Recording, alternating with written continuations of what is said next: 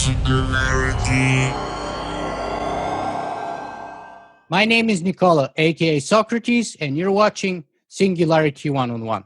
If you guys enjoy this show, you can help me make it better in two ways. You can go and write a review on iTunes, or you can simply make a donation. Today, my guest for the second time will be British author Calum Chace. Calum previously was here on my show discussing his excellent sci-fi novel called Pandora's Brain. And today, he's back to discuss his latest book, which is a non-fiction one, titled Surviving AI, The Promise and Peril of Artificial Intelligence. Welcome, Calum. Hi, Nicola. How are you? Fantastic. I'm looking forward to our conversation. I know it's been a few months since your book, maybe, was it now 3 months since your book was available? September, so maybe 4 months or so now, because it's the end of January. I apologize for that, taking that long. That's quite all right. You've got a busy schedule. Thank you. So let's jump in, Calum. Tell us what Surviving AI is all about. It's designed as an introduction to the whole field of artificial general intelligence. Are we going to get it, and are we going to like it? In a sense, it does what it says on the tin. It's about the promise and peril of artificial intelligence. In the foreword of the book, I think you say that this book is a companion to Pandora's Brain. What do you mean by that? Well, it's about the same ideas that inspired the novel Pandora's Brain, which are, frankly, ideas which have obsessed me for 15 years or so since I read one of Kurzweil's books, Are We Spiritual Machines? Since I read that, I've been really intrigued by the idea that we may create an artificial general intelligence, an AI, which has all the cognitive abilities that we do, and what that will do. Will it bring us heaven? Will it bring us hell? It'd probably be one or the other. AI is galloping ahead at an extraordinary rate. You can almost see it happening. Just last week, DeepMind beat the European champion at Go. Last year was a bit of a tipping point, actually, for AI. Drawing level with humans in speech recognition, in visual recognition, in natural language programming. So it's a fascinating time to be looking at these things. So those ideas really interest me, and I find it fascinating how there's a small number of people around the world. Many of them listen to your podcast, who are very au fait with all these ideas. The great majority of people in the world have no idea about it. They're just beginning to get an idea because, frankly, when Nick Bostrom published his book Superintelligence in spring of 2014, that kind of woke a lot of people up in the media. And so there's been a lot of stuff about it in the media in the last year. But where I live in rural England, it's a completely alien concept. So there's an awful lot of people who need this kind of missionary selling about these ideas. And that is really why I wrote the book. I think that people who are familiar with the ideas will find it interesting still, because it brings together, I've tried to bring together everything under one roof. But it's also a great way to introduce new people to the thinking. So when you speak of the two books being companions, do you mean that they're the two sides of the same coin, one being fiction, one being non-fiction? Do you think that one should be read before the other? Do you think they're complementary in some ways? What's exactly that companionship I'm trying to figure out? That's exactly it. One is fiction and one is non-fiction. So one's a novel about a young man called Matt who goes through the process of witnessing the creation of the first AGI and then see what that does. And then the other is a non-fiction, sort of almost philosophical exploration of the ideas. Is it possible? When will it happen? Will it be good for us? How do we make sure we get the good outcomes rather than the bad outcomes?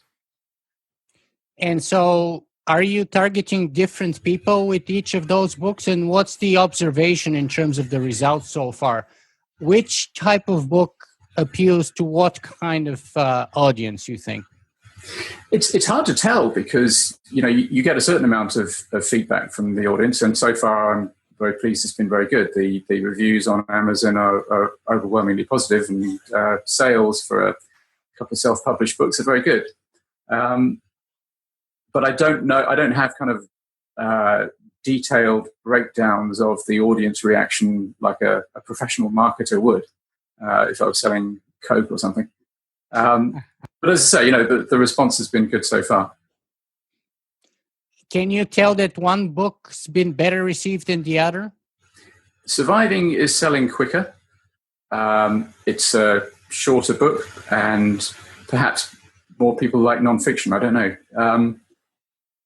I think that my skills, my experience leans me more towards being a nonfiction writer, because that's what I've done most of my life. I was in business for 30 years, did a lot of writing. I was a journalist as well. So I've done a lot of non-fiction writing.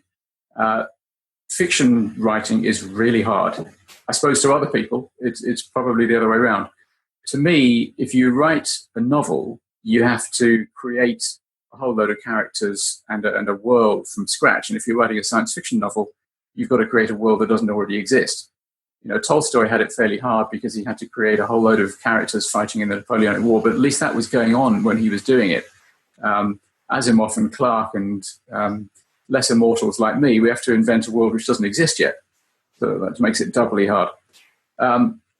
That said, I really enjoyed writing Pandora's Brain, and I've written the first draft of its sequel. And anybody who's read Pandora's Brain would probably, I hope, would be pleased to hear that the end of Pandora's Brain isn't the end of Matt. He has a lot more adventures to come. One thing I learned when writing a novel, so sort of information for any aspirant novel writers out there, the first draft is called the shit draft. You don't show it to anybody. You go away and rewrite it, and then you probably have to rewrite that as well. Pandora's Brain went through 8 rewrites, and Pandora's Oracle, which is the sequel, is probably going to have to go through the same number again.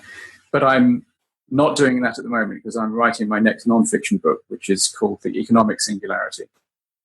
Surviving AI focuses mostly on the longer-term prospects for AI, artificial general intelligence. The Economic Singularity talks about technological unemployment, machine intelligence automation, which I think we're going to get in 20 to 30 years, and I think it's going to be massive. And ironically, I think we're even less well prepared for that than we are for the arrival of AGI. There are 4 existential risk organizations around the world looking at how we prepare for the arrival of superintelligence. I know of one organization which is dedicated at looking at the potential arrival of technological unemployment. There's a lot of talk about it. There's a lot of talk about universal basic income, but there's not a lot of sort of systematic and ongoing monitoring of the process. And if it happens, which I think it will, it's going to be huge, and we're not ready for it. Yeah, I totally agree with you, and we are going to come back to that topic in a little while. But before that, I do want to spend some time on your current book. So let me start by reading sort of the gist of the opening of your book here, where you say, "Quote: The argument of this book is that AI will present a series of formidable challenges alongside its enormous benefits, that we should monitor the changes that are happening and adopt policies which will encourage the best possible outcomes. The range of possible outcomes is wide, from the terrible to the wonderful, and they're not predetermined.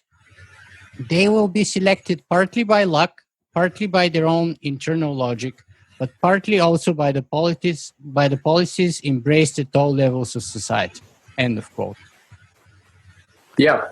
I thought that was a very nice opening that summarizes kind of everything, especially since you didn't miss, of course, the fact that there's a lot of luck involved into this, isn't it?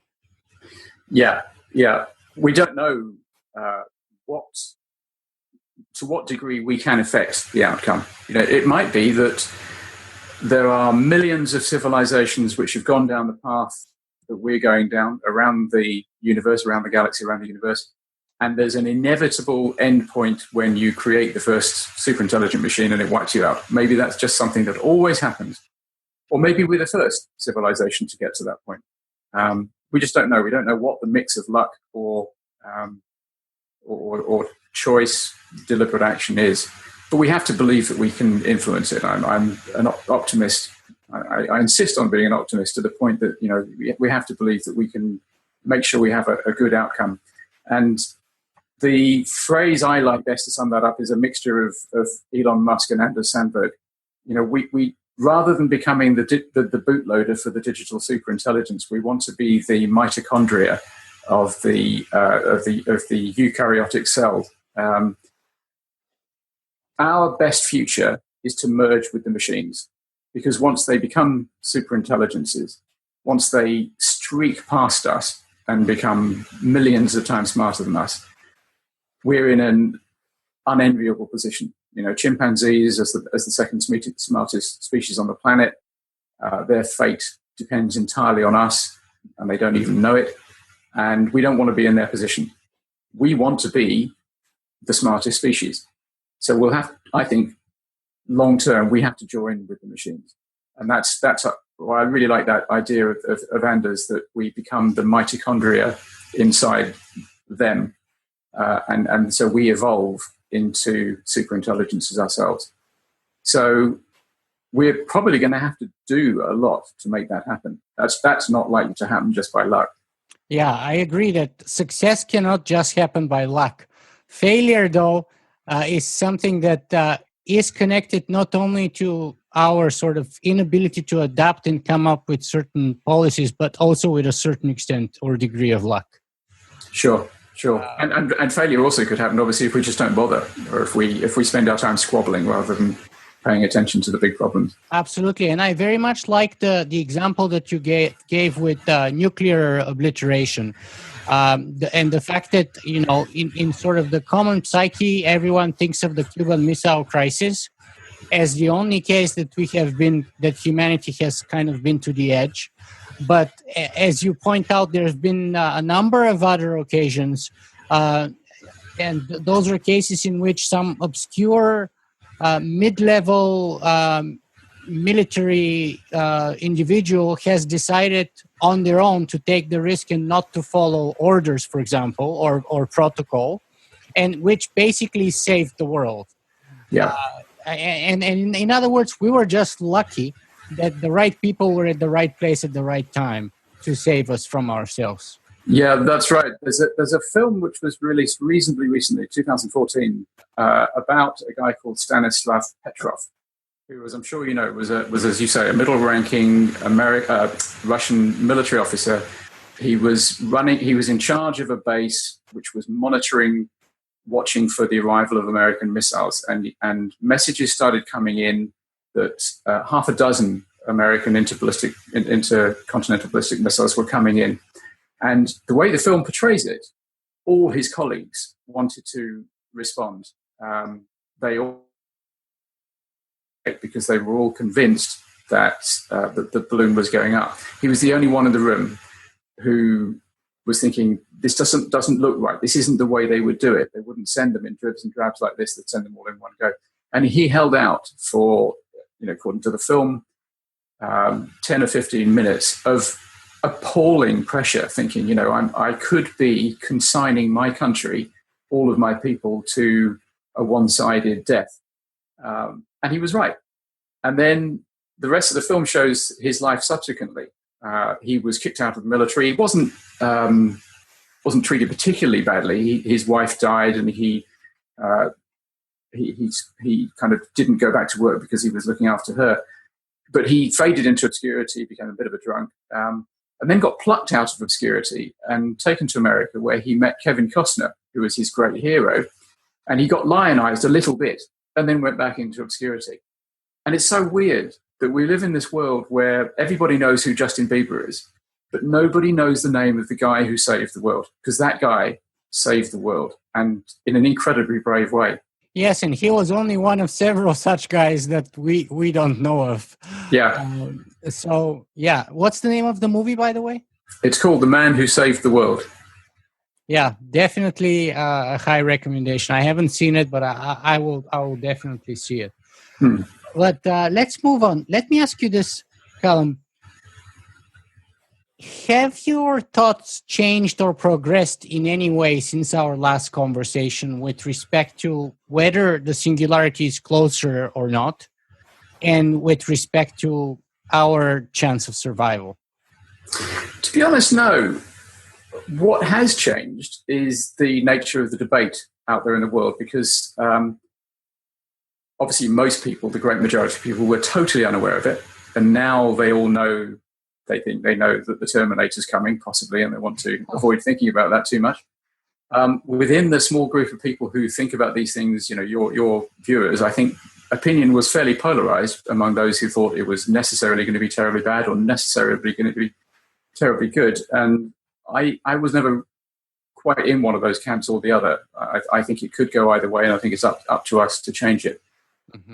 One respect in which I have changed my view is the word singularity. Funnily enough, I didn't like the word singularity before because it was too much associated with the kind of unbridled optimistic view, and hence got satirized as the rapture of the nerds and so on. I think that's changed because I think now Bostrom's book has been so influential. I think the debate has leveled out a bit. It's got more nuanced. It's got more balanced. And it seems to me that that most people are now coming around to a fairly consistent view, which is that it could be very good or it could be very bad, and we need to make sure that it's very good. It's up to us. And because of that, I find the word singularity much less difficult to use. So much so that I think it's worth using for another event, which is the possibility of technological unemployment and the need for a new economy. So, I now call that the economic singularity. Mm-hmm. Very interesting. So, do you think that Bostrom's book provides sort of the balance point of the singularity is near? Because, I haven't looked at the numbers. I don't know if it's managed to sell as many books as Ray did, first of all. Of course, Ray's book is much older, so that gives it a definite advantage. But also there's other books like that I can think of, like, for example, James Barrett's book, which I think in many ways is better than Bostrom's personally, in terms of being the anti-singularity is near book, if I'm to put it this way. I think it will be James Barrett's book rather than Bostrom's personally. Yeah, I think if you were setting out to create a polar opposite to Kurzweil, you'd pick Barrett's book. I wouldn't do that, and I think James has written a brilliant book. It's very easy to read. His documentary background shows very clearly in his writing. I think Bostrom's book is, to be honest, it's a level above all of us. Possibly not Ray's, but certainly the rest of us. It is so thorough. It's so clearly the product of decades of very rigorous thought. Quite hard going, but it's an essential book to read if you're interested in this stuff. And it is balanced. I find myself in pretty much in agreement with most of what Nick says. Interesting. So let's jump into the meat of the matter here then. Last time we spoke, you told me that we have about, in your estimate, 70% chance of survival. And you said it's a very binary thing. It's going to be kind of surviving and thriving and prospering, or basically extinction. Now, how do we do that? Your book is called Surviving AI. So the question is, how do we survive AI? How do we do it? So we need to apply a great deal of our talent to that very question. I don't have the answer. I don't have a packaged answer of how you make a superintelligence which likes humans and wants to keep us around and then enables us to join it. That's going to have to be left for people much smarter than me and for a long time. This is a generational project. But the first step is to make more and more people aware of the dangers and of the possible opportunities, so that we can draw on our fantastic talent pool of 7 billion smart mammals and get enough people working on the problem. So, if you like, my contribution to this is to proselytize, to evangelize the idea that AI is phenomenally important. It's going to shape everything, and we need to make sure we get the good outcomes. So I spend my time writing books and giving talks and boring everybody that I meet. And it's funny how doing that in different environments has such different results. I say I live in rural England. And where is that, by the way? It's a town called Stenning, which is near a town called Brighton, you may have heard of in England. Yeah, so we're not far from Brighton. Stenning is a small town of 6,000 people. I think in Sherlock Holmes, Watson was going to spend his honeymoon in Brighton with his bride when she got thrown off the train into a river over a bridge. In the film, yes. Well, that's partly a joke because Brighton has had a long tradition of being a slightly seedy place, and there was the phrase "having a dirty weekend in Brighton." Brighton's a good town. Brighton's a fun town. Somebody said that it looks like a town that is helping the police with their inquiries. There's a lot of sort of countercultural people there, and it's quite an arty town. Stenning's very different. It's a small town of 6,000 people. And pretty much nobody here has the first clue about artificial intelligence. I am seen as being a bit of a nut job when I talk about it here. Whereas in London, most people are at least aware of it. And I spend half my time in London, half my time in Stenning. And awareness levels vary around this country, and I'm sure around every country and around the world. So the first step is to get everybody really aware of what's coming, so that more and more of us can think about what the solutions might be. And when we come to need to make the choice, which we will, when the democratic process turns on to which of these possible solutions to the economic singularity do we adopt, how much money do we allocate to institutions which are working on the problem of how to make superintelligence safe, there will be times when those decisions need to be made. We need people to be educated and to be able to make those decisions collectively. Mm-hmm. Very interesting. So let me ask you to explain a little bit more about the reasoning behind choosing the word survival, because survival in itself already kind of provides a charge. It provides a predisposition, a stance, a point of view, that it will be sort of a reckoning, a trial, an existential challenge, if you will, a calamity of a sort even. So why call it surviving AI?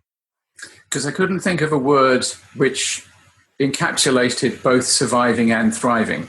And I thought about it a lot.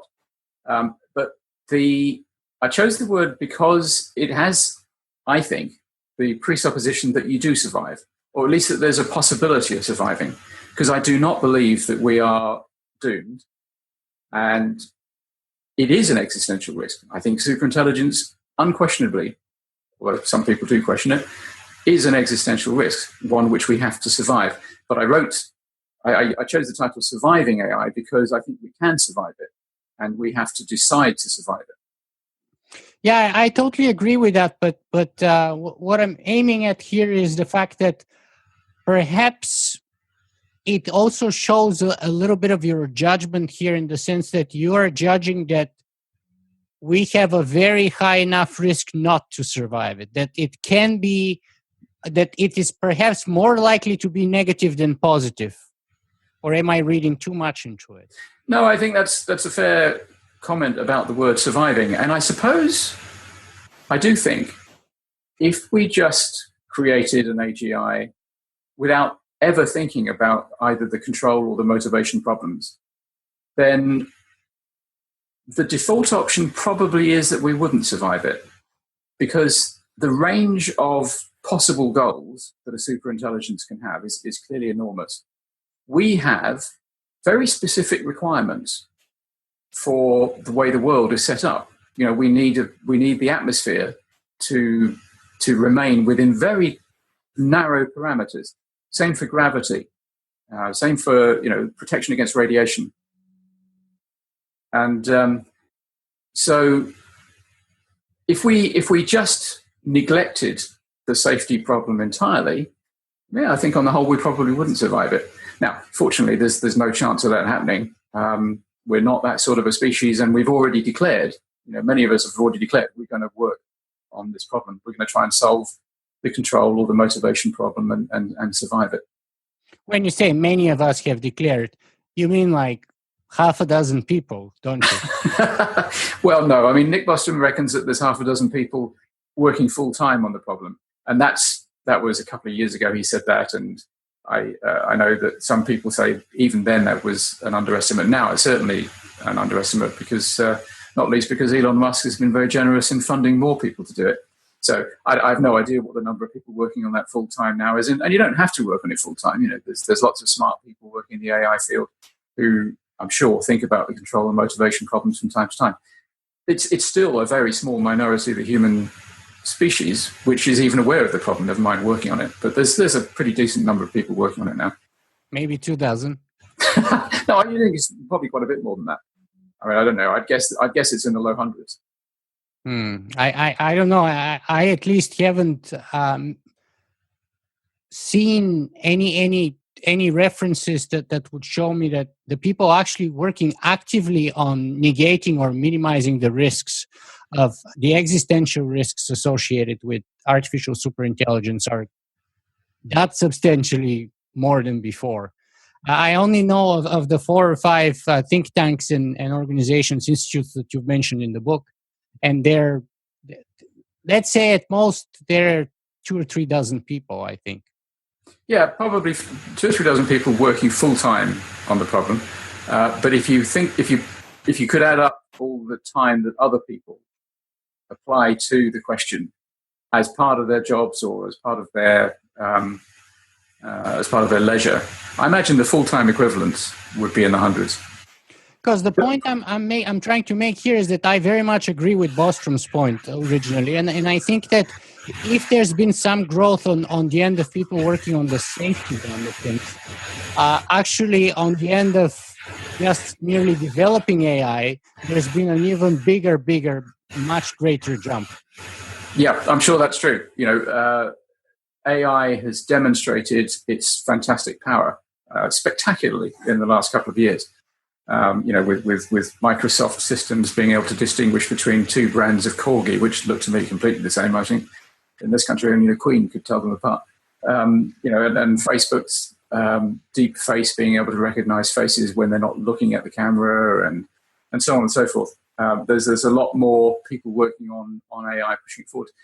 You've of course got Ben Goertzel's argument that we should hurry up and get to AGI as soon as possible, so that when it happens, it's still a very hard thing to do, and only very large organizations can do it, so that you don't have an overhang of processing power, which makes it relatively easy for anybody to build a superintelligence. Because what you don't want is every nut job building one in their backyard, because at least one of them would not be good. Yeah, absolutely. And going back to the book, though, what would be the best way? What do you want to tell to people who are considering to buy or read your book? Why should they do so? Well, they should do so if they're interested in these discussions. Most people haven't had the luxury and the time that you and I have to read as widely and to listen to as many talks and podcasts and what have you. And so the feedback that I get from people is that even people who think they know the arguments really well, they get a few little nuggets here and there, and it kind of pulls all the pieces together, gives them a framework. The other thing is that, of course, everybody who does know these issues and cares about these issues should immediately go out and buy a dozen copies to give to all their friends who don't. That's an obvious thing to do. Absolutely. Okay. Good thing to let us know then. Now let's move on to your next endeavor, which you said will be a book about the economic singularity, dealing with technological unemployment. As you know, it's an issue that I'm myself very highly concerned about, and even Brady Swenson here sent a question via Twitter. So can you tell us a little bit more about your work on that book? How is it progressing, and perhaps highlight some of the sort of most recent discoveries or things that you find interesting? Sure. So I think I'm a little over halfway through it. I've covered kind of the history of automation, the Industrial Revolution, or revolutions, depending on how you look at them, and the argument about whether machine intelligence will automate most jobs. And obviously, it's important to distinguish between jobs and work. Humans will probably always work, always have projects to do. The question is whether machines will do all the paid jobs that we do, or the paid jobs that most people do, such that at some point there's a large minority or a majority of the population in every country which can never get paid work again, paid jobs again. So I look at detail at what AI can do now, where it's going, at the poster child, which is self-driving vehicles, the other technologies which are going to accompany this, so virtual reality, the Internet of Things, personal digital assistants, and the other, a range of other occupations which are likely to get automated, both manual professions and manual jobs and the professions, doctors, lawyers, journalists, teachers. And I conclude very firmly that within 30 years, most people will not be able to get jobs. And if and when that happens, like superintelligence, we don't know this for sure, and we certainly don't know when, but if and when that happens, and I think it will, we're going to need a new economy.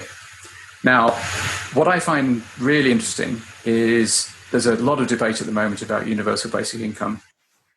And I'm going to say something now which is going to make me hugely unpopular to most of your audience. I don't think universal basic income I don't think the time is right for it yet. We don't have an economy of radical abundance. If AIs and if machines and robots go on to do what we think they will, we will have the potential for an economy of radical abundance where nobody needs to work. And we will need a universal basic income at that point, because otherwise how's everybody going to live? And Martin Ford, in his book, which is probably the best book on the subject at the moment, Rise of the Robots, he kind of fizzles out at the end of that book. It's a great book, but at the end he almost gives up in despair because he cannot imagine the American voting population accepting the idea of universal basic income. And I've talked to a number of Americans about this, and they're all quite pessimistic because universal basic income sounds like socialism, and socialism is illegal in America, despite the fact that Bernie Sanders is saying he's a democratic socialist. But, there's a revulsion against it. Yes, but the interesting point that Marshall Brain made was that how many people from the population in the United States would have predicted or accepted just mere 10 years ago both the legalization of marijuana and the legalization of gay marriage? Yeah, absolutely. And the answer is that if you were to predict those things, you would have failed completely. Yeah. And they came out of the blue, and in a very short period of time, maybe 3 to 4 years even, they completely swayed public opinion in the exact opposite of where they started at. Yeah, he's absolutely right. And I do think the same thing will happen with universal basic income. When it becomes obvious that a decent slug of the population cannot work, and it's not any fault of their own, then I think everybody will just say, okay, we're going to have to pay these people, because we can't have a third of the population just starving. There's a whole bunch of reasons why that wouldn't be acceptable. Not least, there'd be riots and everybody's lives would be unsafe. But I actually think that Americans and every other nation, we are generally speaking good people, and we don't want to see each other starve. So I think universal basic income will be introduced without too much difficulty. But I don't think it's the solution to the big problem. It is the solution to the problem of how we all afford to eat in a society where we can't get jobs. I think the big problem is cohesion. There's a bunch of other problems which we can get into if you like meaning and how an economy works if people aren't buying things. But to me, the big problem is cohesion. Yeah, but cohesion is connected to the ability to eat, because if you can't eat, there's no cohesion.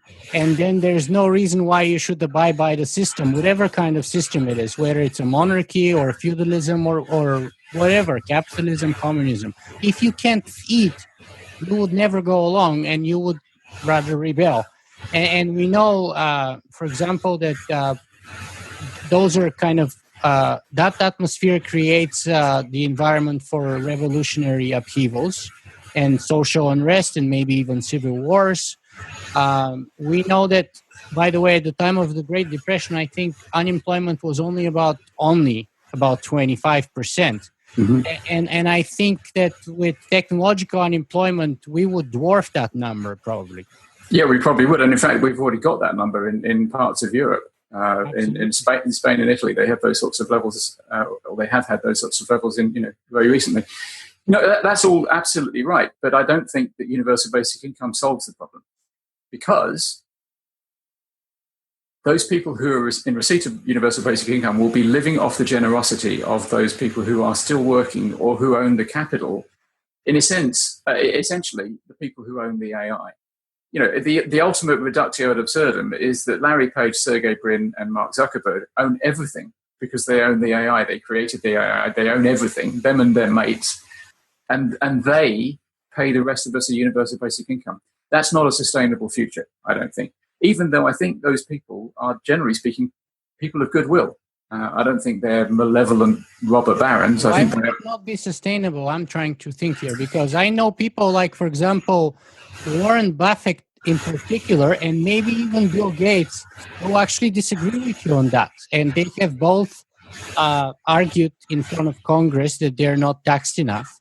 And that's not necessarily generosity. That's basically the way the political and social system works in order to provide for that cohesion that we were talking about, because you cannot have peace in a social situation where someone owns everything and others, or the majority of people, are unable to even put food on the table. Yeah, sure. So that's not necessarily generosity. That's basically providing for peaceful and social cohabitation and for the stability of the system. And enlightened self-interest. They don't want to be pariahs who are hated by the rest of their species. As I say, I think those people are people of goodwill. And Zuckerberg as well is putting 95% of his wealth into charitable organizations. I mean, some people are quite cynical about that because it's still going to be under his control. I'm not cynical about it. I think it's a brilliant thing to do, and I applaud him for it. It's still nevertheless true that the world's top billionaires own an enormous amount of the world's assets. Some of them, like Gates, are in the business of giving it away, than Zuckerberg. Others, like Carlos Slim, the Mexican billionaire, are not in the business of giving it away. But I think things will be different post the economic singularity for this reason. If we get to a place where a small number of people do own all the assets, some of them will decide this is not a good place to be and we want to give it away. We want to put these assets into some sort of a holding company, maybe give it to the state. I don't think that's the way forward. Maybe give it to some autonomous AI-run, publicly owned institution operated through the blockchain. But others won't. Now, when we get to that point, the rate of technology change with regard to human enhancement will be enormous. And I don't believe in a digital divide now. People worry about a digital divide. They worry that the rich have all the best toys and poor people don't have enough. But actually, when you think about it, in developed countries, there isn't really a refrigerator divide. There isn't really a dishwasher divide. And most people who want one now have got a smartphone. I don't want to sound complacent, but I think that's broadly speaking true. But when you get to a point where every week a new innovation comes along, which enables you to double your cognitive ability or become twice as strong as you were a week ago, at that point, this sort of divide, however well-intentioned the elite is, becomes really serious. And it seems to me quite likely that if we don't find a way to get pretty much all of the assets into some form of public ownership, then we will fracture as a species into two or more different species. A species is defined as two animals which are able to mate and reproduce.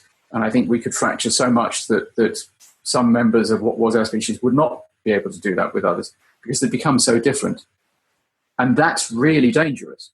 When you have that level of disparity, pretty much inevitably, you're going to have winners and losers. You're going to have one lot dominating the other lot. And isn't that the best, in that case, argument for maximum basic income in that case? Because let's face it, the disparities and the divide that you're describing will be a direct consequence of the economic divide.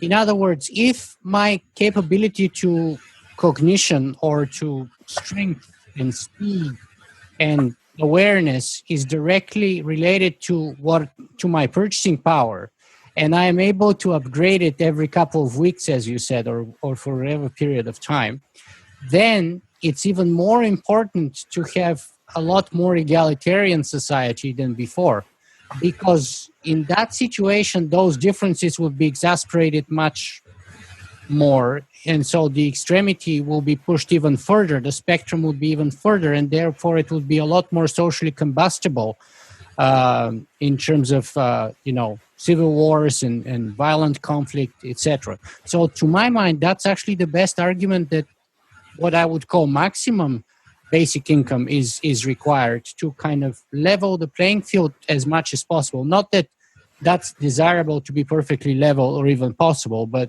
I'm saying at least to remove the extremities of it. And that's what politics and ethics is all about.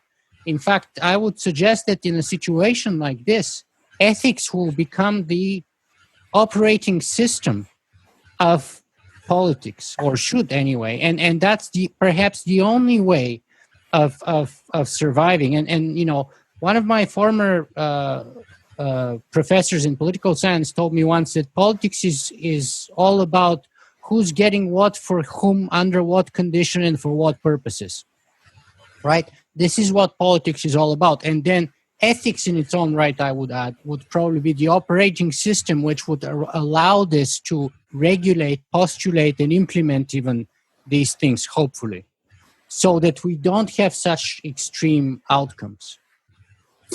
Well, universal basic income is the idea that somebody distributes a living wage to those who can't generate it for themselves.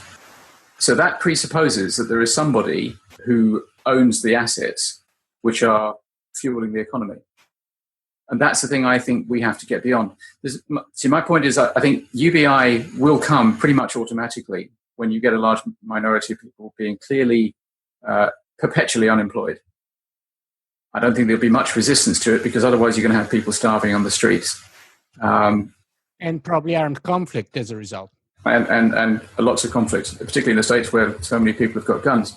So it's going to happen. But my point is, it's not enough. It's not nearly enough.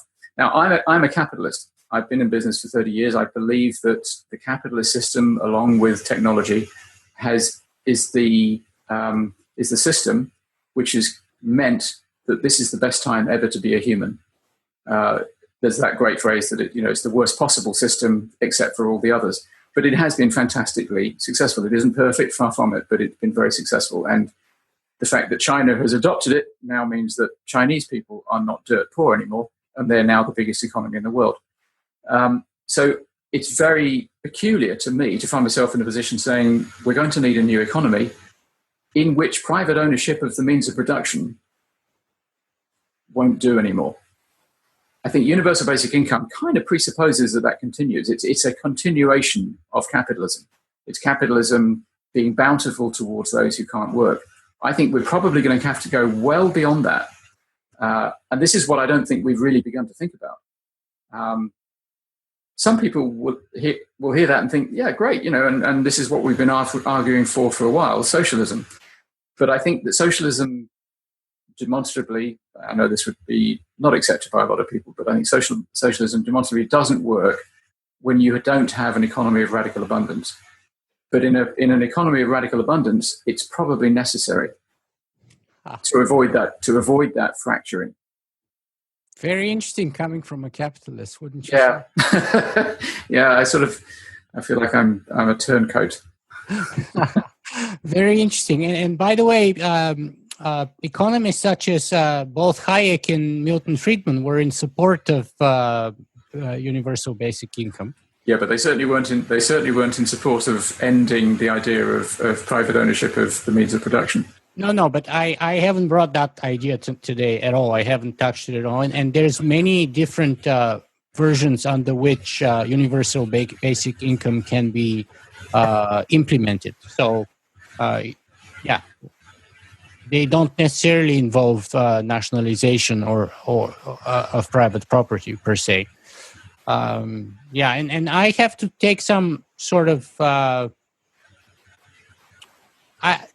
I want to kind of push back a little bit on China, because you see China's done much better off than most of us, and they haven't done it the American way, and they haven't done it even the European way. They've done it the Chinese way, and that's not been straightforward capitalism. It's been very command and control in many ways, and in many ways it still is. And they've done very much better off than the United States and than most of us in Europe. And so I think that's actually a great case where sort of what Tony Blair used to call capitalism with the human face, if you will, is probably a good example of. But even more so, I think. Tell me, you're saying that there's going to be so many amazing changes in the next 2 or 3 decades. Don't you think that it only makes sense that our economic and social system inevitably must also change radically from what it is today? Or do you think that will remain constant in the midst of all that other transformative change? Well, first of all, let me just come back at you on China. There are lots of different versions of capitalism. The American and British approaches are reasonably similar. France and Germany have a fairly different approach. China has, again, a different approach. But I completely disagree with you as to whether that is capitalism. China has embraced capitalism. I ran a company that sourced some product from China. And the guys who ran that company, actually the guy who was one owner, he was the ultimate capitalist. And he got state support, but he operated in a capitalist system, and it was because he and many other people like him operated in a market capitalist economy that China got rich. Now, you say China's done better than us. The average Chinese person is much, much poorer than the average Canadian, Brit, or American. Much poorer. China's the world's biggest economy because it's got 1.2 billion people, as opposed to America's 300 odd million. The average standard of living is much lower, but it's much higher than it was because of capitalism. Going back to the question you asked about will the system change? It will change. Clearly, when you have lots of middle-class people unable to work ever again, the system will change. But the change could be restricted to something like universal basic income. So, Larry Page, Sergey Brin, Mark Zuckerberg at the top of the pyramid, the bankers and a bunch of other people who've got physical investments all over the place, they carry on owning their assets, and they just agree that they can be taxed more, and the state hands out a generous dole to the rest of us. That's a potentially, for a while, sustainable outcome. My worry is that it isn't sustainable in the long run, and we need to start getting ourselves used to the idea that when we get past the economic singularity, we need an entirely different economic system. Absolutely. And I don't think most people have even begun to think about that yet. And the astonishing thing is that could happen in 20 or 30 years. That's not very far away. And it's so difficult because it's tangled up with all sorts of legacy ideas about economics and about politics. And most of those we're going to have to shed. We're going to have to try and find a way to put behind us the old divisions between socialists and capitalists, because we'll be in a new world. Yeah, that's precisely my point. And that's why I like your sort of economic singularity term, because I do agree with you. And I've been saying it for a while that, when you have such fundamental changes, inevitably we must have a new social system. And capitalism has played its role. As far as I'm concerned, it reached its peak in the 20th century, and it's been, on the downward slope since then, and inevitably will be replaced. I also agree very much with you that technological unemployment is likely to happen. I actually think it's more likely to happen faster than you think. And to a greater degree. I wouldn't say a third of middle class. I would say 80 or 90% of the people, maybe even 95% of the people. I would say the default mode would be that people will not be able to find a job. And I would say this will not happen in 30 years from now. I would say that it will start happening in 10 years, and it would probably be finished within 20 years. So I'm kind of a lot more concerned that the timeline is even faster. And of course, I'm very happy to be entirely wrong on that, completely wrong on that. And yeah, so I think this will be, in a way, to be honest, this is moved up higher on my priority list as opposed to the existential risk posed by AI. So AI used to be about number 3 or 4, somewhere there. Now it's probably 5 or so, and this has moved one notch up to maybe about 4 or so, 3 or 4. Yeah. Well, there's been a similar shuffling of priorities for me. AI superintelligence used to be number 1, and now it's number 2, because I think the economic singularity is a thing that if we don't get through it successfully, it could destroy our civilization. It's probably not an existential threat, in that I think there will be humans who will survive whatever happens.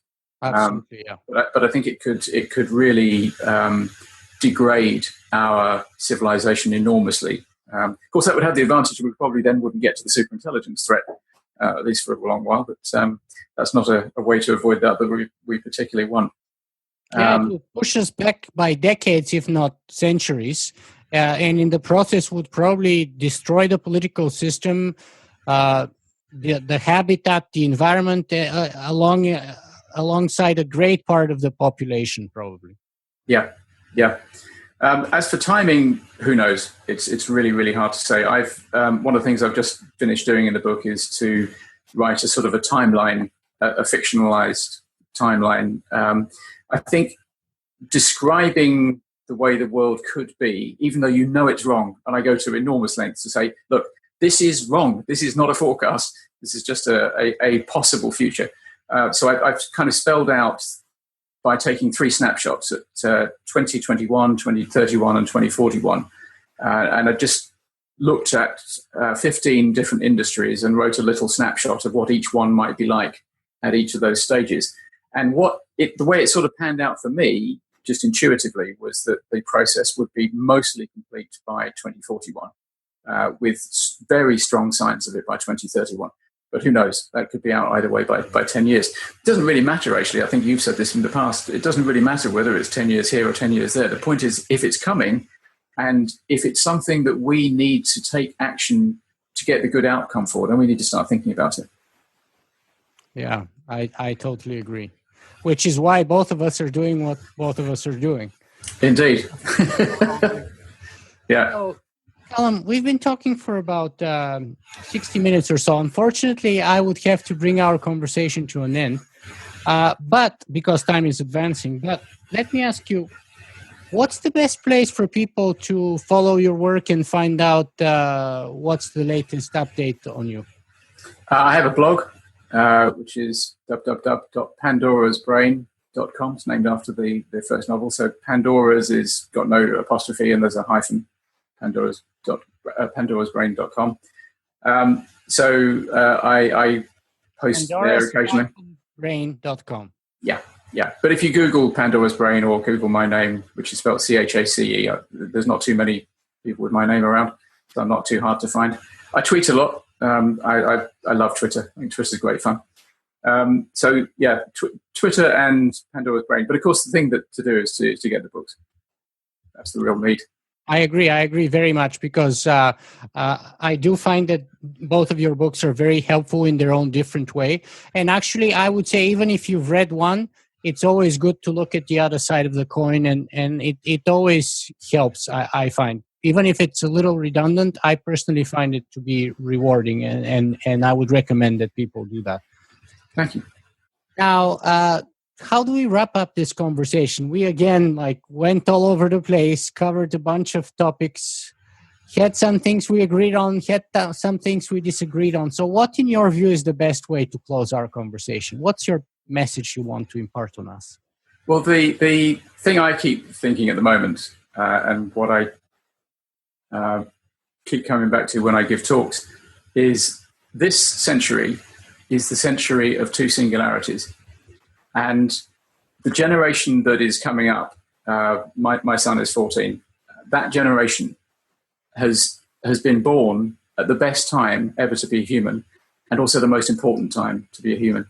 Because if they get these two singularities right, then our future is golden. And if they fluff it, we're doomed. So this is the century of two singularities, and we have to get both of them right. Wow. So getting one right is just simply not enough. It's not going to cut it for us. No, got to be both. Wow. So we have our work cut out for us then. Yeah, we're handing on an interesting baton to the next generation. As the Chinese say, we're living in an interesting time. Certainly are. Absolutely. And it was, as always, very interesting to read your books, and great pleasure to talk to you, Calum. So thanks very much for being with us today. You're welcome, Nikolai. Great to talk to you. If you guys enjoyed this show, you can help me make it better in a couple of ways. You can go and write a review on iTunes, or you can simply make a donation. Singularity.